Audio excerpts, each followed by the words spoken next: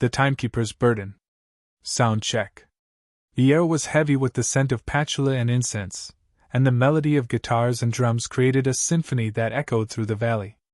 I made my way through the crowd, my eyes taking in the bright colors, and gazed upon the makeshift village that had sprouted overnight. Tents of every hue and size dotted the landscape, their inhabitants buzzing with excitement. I spotted a banner flapping in the gentle breeze. Woodstock Music and Art Fair. I couldn't believe I was here, backstage at the most iconic music festival in history. My mission was clear. The audio engineer would have a failure of one of the sound system's amplifiers. Without it, the festival would never be able to take place. I had a ham radio that had a component which could be used to fix the amplifier. I was here to ensure that this momentous event unfolded as it should, preserving the timeline and safeguarding the fabric of reality. I took a deep breath, steeling myself for the task ahead. I knew the layout of the festival grounds from my historical studies of this event, but nothing could prepare me for the sheer energy of the crowd. A security guard, sporting a patch with a psychedelic logo, eyed me warily. "Hey, where you headed, man?" he asked, his tone friendly but firm. I flashed a smile, trying to blend in. "Just here to drop off some equipment for the audio team," I said as I indicated the duffel bag slung over my shoulder. He scrutinized me for a moment before nodding. "All right, you can pass. Just be quick about it. We've got a show to put on."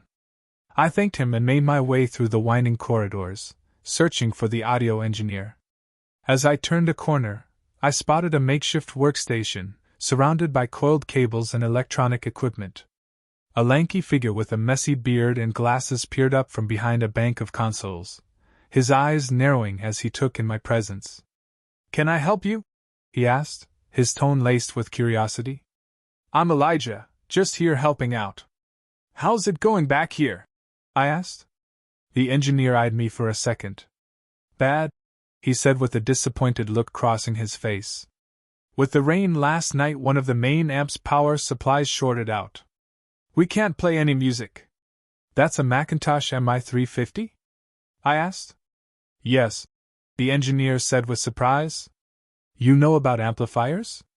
"A little," I answered. "I have one of my ham radios. It has a power supply that could give you enough wattage with ease," I explained, trying to sound as nonchalant as possible. Taking the duffel bag off my shoulder, I dug into my bag and pulled out the small box with a few dials and meters on its face. I handed it to the engineer. He hesitated. "But don't you need it?" he said. "Nah, man. It's okay. I was getting ready to replace it anyway," I said dismissively. The engineer nodded thoughtfully, his eyes never leaving mine. "Okay, let me take a look." He took the device from me, examining it with an expert's eye. "This does look like the real deal," he muttered, impressed. As he began to work on dismantling the radios so he could extract the power supply, I couldn't help but feel a sense of relief wash over me. My mission was almost complete, and the timeline was safe. I watched as the engineer worked his magic, configuring the power supply and installing it. The sound equipment hummed to life. The air was electric with anticipation, and I knew that in just a few hours, the legends of rock and roll would take the stage, and history would be made. As the engineer worked, I couldn't help but feel a sense of wonder at the scene unfolding before me. The air was alive with the hum of music, the chatter of the crew, and the whiff of incense carried on the breeze. I watched in awe as the sound checks began, the thump of drums and the wail of guitars echoing through the valley. "Almost there," the engineer muttered, his hands moving deftly over the console. I watched as he tested the levels, his eyes flicking between the dials and the sound meters. Suddenly, a burst of music erupted from the speakers, and I felt the hairs on the back of my neck stand on end. The audio engineer grinned, a look of satisfaction on his face. "That's it. We're ready to rock." I felt a sense of pride and accomplishment wash over me.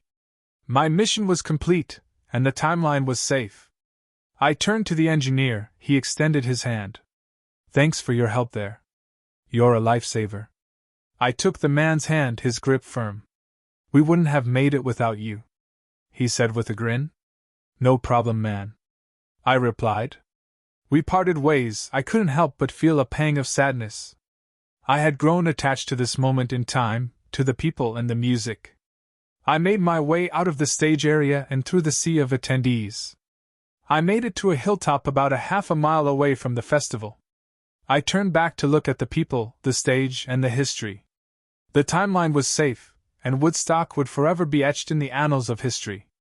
I sighed to myself, feeling a sense of satisfaction wash over me.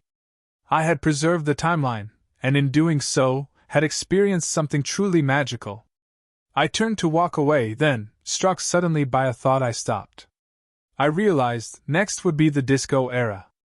A smile grew across my face as I began to walk away again, the memories of Woodstock still echoing in my mind,